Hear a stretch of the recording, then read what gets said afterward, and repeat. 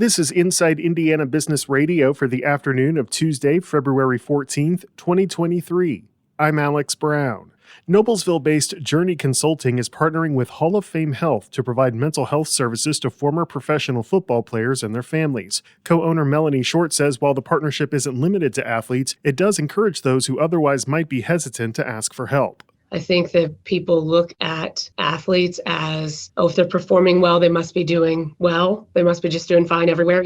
We forget that when we see a college player or a professional player, that they have a life as well. And there's all the normal things that all of us experience. Journey is one of two Indiana practices partnering with Hall of Fame Health, the other being Hickory House Recovery Center in Greenfield.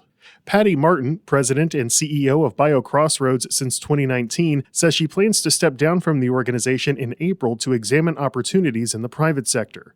Martin told our partners at the IBJ the decision to leave was hers in joint discussions with the organization's board of directors.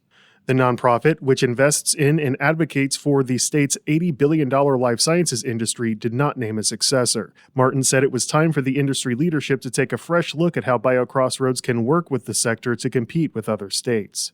The Indianapolis Colts have officially hired Philadelphia Eagles offensive coordinator Shane Steichen as its new head coach, hoping to turn around a franchise that went 4-12-1 last season. Steichen has been an NFL coach for 12 years, including the past 2 with the Eagles.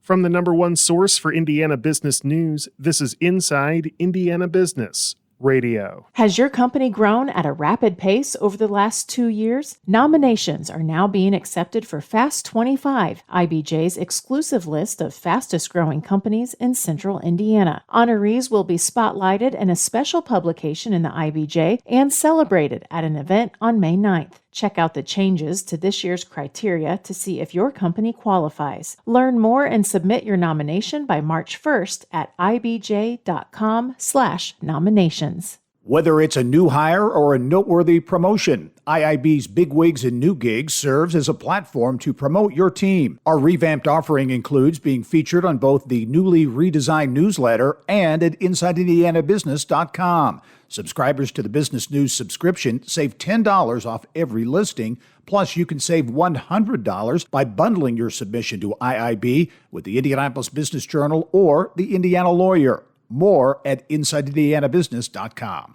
Westfield is the latest Central Indiana community to join an economic development group whose purpose is to increase regional collaboration and the ability to apply for grant funding. Here's Gary Dick. The Westfield City Council on Monday night voted unanimously to join the Central Indiana Regional Development Authority. Westfield joins Anderson, Beech Grove, Carmel, Fishers, Indianapolis, Lawrence, McCordsville, Noblesville, Speedway, and Zionsville in the RDA. In 2020, Governor Eric Holcomb signed a bill that authorized counties and municipalities in the Indianapolis metro area to create a new regional development authority. While most city and town councils voted quickly last year to join the Central Indiana RDA, the Westfield City Council tabled the vote last September after some members expressed concerns about potential future costs. Mayor Andy Cook told the IBJ earlier this year he had doubts the council would vote to join the RDA, meaning the city would lose opportunities for federal and state funding. City Council member Scott Willis noted before Monday's vote that Westfield was, quote, missing out every day that were not involved. The cities that make up the Central Indiana RDA, minus Beech Grove, McCordsville, and Zionsville, were among the communities located along the White River that joined in 2021 to apply for funding through the $500 million Regional Economic Acceleration and Development Initiative. This is Gary Dick for Inside Indiana Business Radio. A business incubator and education hub in Union City is the first recipient of funds from the East Central Indiana Regional Partnerships portion of the state's $500 million READY program. The Vision Corner Learning Center in Randolph County will receive $400,000 that will help pay for exterior and interior building improvements. The funding will also help the Vision Corner to develop more programming to help upskill and retrain workers for new careers. The region was awarded $15 million from the Regional Economic Acceleration and Development Initiative in December 2021. It was one of 17 regions to receive funding. The results of a monthly survey conducted by the Purdue University Center for Food Demand Analysis and Sustainability show food costs are up 19% from a year ago. However, the Consumer Food Insights report shows shoppers are taking steps to keep their food budgets in check. As such, grocery spending has remained effectively flat for the past 6 months.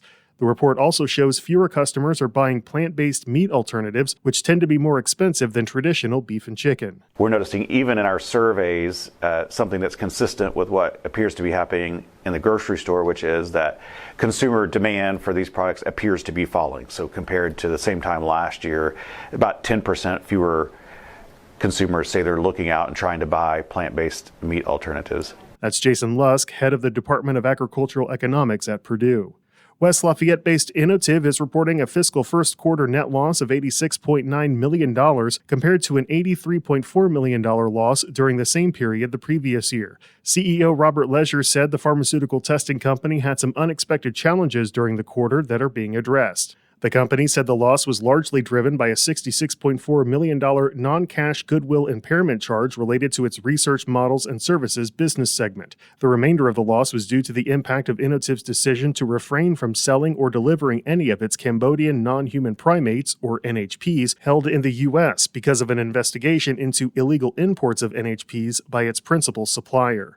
ABC News anchor Lindsay Davis is this week's guest on the Business and Beyond podcast with Gary Dick, presented by PNC, a weekly conversation with high-profile Hoosiers in business, sports, and entertainment, and beyond. Available now from your favorite podcast provider. I'm Alex Brown for Inside Indiana Business Radio on Demand.